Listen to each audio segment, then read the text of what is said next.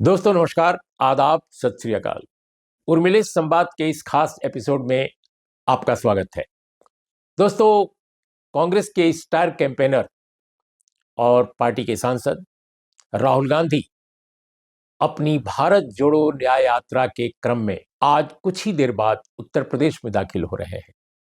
जो हमें जानकारी है, उनके पार्टी कार्यक्रम जो निर्धारित है उसके हिसाब से वो पहले चंदौली में प्रवेश करेंगे, बिहार साइड से। जो चंदौली जो एक समय वाराणसी का हिस्सा था, लेकिन अब वो स्वयं एक जिला है। और चंदौली से फिर वो गोदौलिया, वाराणसी के गोदौलिया में 17 तारीख को वह एक रैली भी करेंगे। यानी 16 तारीख को चंदौली के आसपास वो रहेंगे और 17 तारीख को वाराणसी के गोदौलिया यानी शहर के इलाके में काशी विश्वनाथ मंदिर भी हो जाएंगे, पूजा अर्चना भी वो करेंगे। इस 17 तारीख को विपक्ष के जो प्रमुख कुछ नेता विधायक हैं वो भी उनसे मिलेंगे।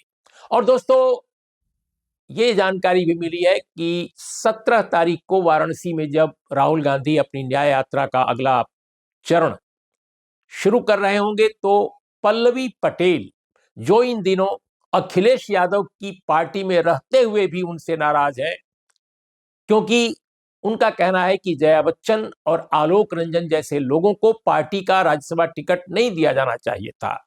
तो पल्लवी पटेल, जो अनुप्रिया पटेल जो केंद्र में मंत्री हैं, भारतीय जनता पार्टी के वो साथ हैं, जबकि वो भी अपना दल का हिस्सा है, लेकिन अपना दल दो फांक हो गया है और अपना दल कमेरा उसकी नेता है पल्लवी पटेल। लेकिन उन्होंने अपना दल का होते हुए भी अपने दल के टिकट पर चुनाव नहीं लड़ा है, उन्होंने समाजवादी पार्टी के टिकट पर चुनाव लड़ा है और इस तरह वो सपा की विधायक हैं। एक दूसरे नेता जो स्वामी प्रसाद मौर्य हैं, जो बहुजन समाज पार्टी में शुरू करके फिर इसके बाद बीजेपी में गए, बीजेपी के बाद फिर सपा में आए हैं, वह भी अखिलेश यादव से आजकल नाराज चल रहे हैं। सभी जानते हैं इस बात को, अखबारों में भी छप चुका है, टेलीविजन में एक खबर आ चुकी है। लेकिन जो नई खबर है कि वो भी राहुल गांधी की यात्रा में 17 तारीख को शामिल होंगे, हो सकता है 18 को भी रहे। तो विपक्ष के नेताओं में राहुल गांधी की भारत जोड़ो न्याय यात्रा के प्रति काफी उत्सुकता है, काफी उत्साह है, उत्तर प्रदेश में भी। इसके बावजूद कि उत्तर प्रदेश में कांग्रेस की जो हैसियत है बहुत ज्यादा नहीं है, ले देकर 2 विधायक जीते थे पिछले चुनाव में। और दोस्तों, आप जानते हैं कि पार्लियामेंट की जो सीटें हैं उसमें 80 सीटों वाले उत्तर प्रदेश में सिर्फ रायबरेली सीट उनको मिली, और वो भी इसलिए कि सोनिया गांधी वहां से लड़ रही थी, सपा का उनको समर्थन था। तो ऐसी स्थिति में कांग्रेस पार्टी की जो स्थिति है उत्तर प्रदेश में वो बहुत ही खराब है। लेकिन राष्ट्रीय राजनीतिक जो परिदृश्य है और जो पूरा का पूरा जो समीकरण सामाजिक है, उसमें कांग्रेस के लिए एक अपार गुडविल कुछ समुदायों में है, इसमें कोई दो राय नहीं। उत्तर प्रदेश में 19.26% से ज्यादा मुस्लिम पॉपुलेशन है, तकरीबन 20% टच कर रही है। ये जो आबादी है, ये जो जनसंख्या है मुस्लिम कम्युनिटी की, उसका बहुत बड़ा हिस्सा इन दिनों कांग्रेस के प्रति ज्यादा उत्सुक है, ज्यादा उनके प्रति उनका उसका खिंचाव है, आकर्षण है। इसके बावजूद कि उत्तर प्रदेश में समाजवादी पार्टी के साथ हो रहा है लंबे समय तक, लेकिन अब समाजवादी पार्टी से वो क्षुब्ध भी है। लेकिन चूंकि राजनीतिक रूप से वो बहुत ही सजग समाज है, तो वोट देते समय वो उसी पार्टी को वोट देना पसंद करता है जो उसके हिसाब से ज्यादा सेकुलर जो वैल्यूज हैं, उन वैल्यूज के आसपास उसकी ज्यादा गोलबंदी जिस पार्टी की हो, यानी जो जीतने लायक स्थिति में हो, यानी भारतीय जनता पार्टी के मुकाबले जो ज्यादा मजबूत दिखाई पड़े, उस गठबंधन या उस पार्टी को मुस्लिम समाज आमतौर पर वोट दिया करता है। लेकिन सबसे अधिक अगर वरीयता, प्रायोरिटी अगर किसी को दे रहा है इस समय मुस्लिम समुदाय, तो वो कांग्रेस पार्टी को दे रहा है, और उत्तर प्रदेश इसका अपवाद नहीं है दोस्तों। यही कारण है कि दूसरी पॉलिटिकल पार्टीज भले ही कांग्रेस का उतना साथ न दे रही हों उत्तर प्रदेश में, चाहे वो बहुजन समाज पार्टी हो या अन्य जो आरएलडी ऑलरेडी चली गई बीजेपी के खेमे में, पश्चिम उत्तर प्रदेश में उसकी अच्छी खासी पकड़ थी। लेकिन समाजवादी पार्टी किसी कीमत पर कांग्रेस का साथ छोड़ना नहीं चाहती, इसके बावजूद कि अखिलेश यादव बहुत कुछ कह चुके हैं कांग्रेस पर, और कांग्रेस के नेता भी मध्य प्रदेश के चुनाव में बहुत कुछ कह चुके हैं अखिलेश यादव के बारे में, खासकर कमलनाथ। लेकिन कांग्रेस पार्टी में राहुल गांधी सहित सोनिया गांधी और प्रियंका, किसी ने भी कमलनाथ की उस टिप्पणी को पसंद नहीं किया था। यह अलग बात है कि उन्होंने सिरे से खारिज नहीं किया चुनाव के मौके पर कमलनाथ को, लेकिन उन्होंने पसंद नहीं किया था।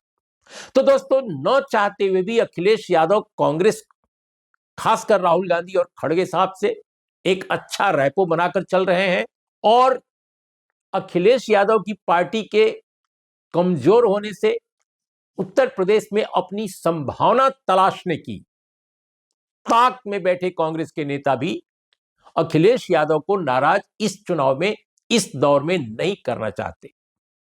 तो बहुत दिलचस्प है कि एक तरफ अखिलेश यादव की पार्टी में विभाजन की स्थिति है, टूट फूट दिखाई दे रही है, भले ही वो फॉर्मलाइज ना कर रही हो, लेकिन पिछड़े वर्ग के नेताओं में खासा नाराजगी है कि वो पिछड़ा नेता अपने को कहते तो हैं पीडीए के नेता, पिछड़ा, दलित, अल्पसंख्यक, लेकिन उनका मिजाज, उनका सोच, कहीं से भी उसमें कोई पिछड़ावाद या कहीं कोई सामाजिक न्याय की उसमें सुगंध या उसका विचार, उसके मूल्य कहीं से भी नहीं दिखाई देते। तो अखिलेश यादव अपनी पार्टी के अंदर भी लोकप्रियता के उस पैमाने पर अगर देखा जाए तो वैसी स्थिति में नहीं है जैसे उनके पिताजी एक समय हुआ करते थे, मुलायम सिंह यादव। उनकी पॉपुलैरिटी सबसे कम न केवल अलग अलग समाजों में है उत्तर प्रदेश में, बल्कि उनकी अपनी पार्टी के अंदर भी। उनकी पार्टी के जो पदाधिकारी हैं, अगर उनसे भी आप अंदरूनी तौर पे इनफॉर्मल ढंग से बात कीजिए तो वो भी अपने नेता से क्षुब्ध है। इसका क्या मतलब हुआ? इसका मतलब यह है दोस्तों कि उत्तर प्रदेश में पिछड़ा वर्ग जो है नेतृत्व विहीन है, और नेतृत्व विहीन जो पिछड़ा वर्ग है उसमें अनेक पिछड़े वर्ग के नेता काम कर रहे हैं। पल्लवी पटेल स्वयं पिछड़े वर्ग से आती हैं, स्वामी प्रसाद मौर्य पिछड़े वर्ग से आते हैं, लेकिन स्वामी प्रसाद मौर्य उत्तर प्रदेश के पिछड़े वर्ग के समुदायों को, सभी समाजों को बहुत ज्यादा आकृष्ट नहीं कर पाते। लेकिन तो लंबे समय तक बीजेपी में रहे, उनकी बेटी अभी भी बीजेपी से बदायूं से सांसद हैं, बीजेपी के टिकट पर ही वो पाई हैं, उन्होंने कभी पार्टी नहीं छोड़ी बीजेपी। हो सकता है अभी भी टिकट उनको मिले तो वही चुनाव लड़े। तो एक क्रेडिबिलिटी, पॉलिटिकल क्रेडिबिलिटी जो है वो स्वामी प्रसाद मौर्य की निश्चित रूप से कमजोर है, बहुत उसमें काफी क्षरण है। लेकिन पल्लवी पटेल एक चमकती हुई स्टार है पिछड़े वर्ग की राजनीति की, लेकिन उनके पास आधार नहीं है ज्यादा, उनका सोशल बेस अभी एक्सपेंड नहीं किया है, उसमें संभावना जरूर है। क्या वो कर पाएंगी? एक बड़ा प्रश्न है। क्या वो अखिलेश यादव जो धीरे धीरे कमजोर हो रहे हैं, जो अपनी चमक खो रहे हैं पिछड़े वर्गों में, क्या वो एक नई स्टार के रूप में उभर पाएंगी पिछड़े वर्गों में? या कांग्रेस पार्टी जो इन दिनों सामाजिक न्याय से काफी अपने को जोड़ने की कोशिश कर रही है, हालांकि कोशिश ही उसको करनी पड़ रही है, वह सामाजिक न्याय सोच की या राजनीति की स्वाभाविक पार्टी नहीं है, बल्कि वो दूसरे खेमे में दिखाई देती रही है। तो क्या कांग्रेस पार्टी वाकई ये जो असंतुष्ट पिछड़ा वर्ग है उत्तर प्रदेश का, जो नेतृत्वहीन होता जा रहा है, क्या उसमें कांग्रेस अपनी पकड़ बना पाएगी? एक बड़ा प्रश्न है। और इस बीच में बीजेपी भरपूर कोशिश कर रही है कि वो पिछड़ों को सामाजिक न्याय से नहीं, अपनी सोशल इंजीनियरिंग के जरिए वो हिंदुत्व की राजनीति से जोड़ दे। अभी उत्तर प्रदेश के दौरे पर मध्य प्रदेश के जो मुख्यमंत्री हैं मोहन यादव, वो भी आए।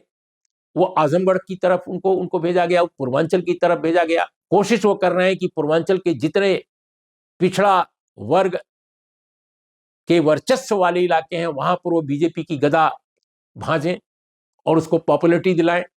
तो कुल मिलाकर उत्तर प्रदेश के पिछड़े वर्गों में बीजेपी काम कर रही है, कांग्रेस भी कोशिश कर रही है, अखिलेश यादव जरूर कोशिश नहीं कर रहे हैं, बल्कि वो विफल होते दिखाई दे रहे हैं, वो बिखरते दिखाई दे रहे हैं।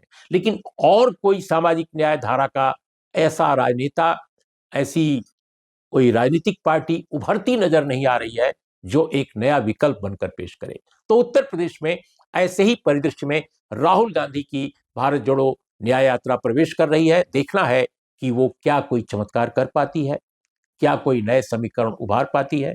तो आज बस इतना ही। नमस्कार, आदाब, सत श्री अकाल।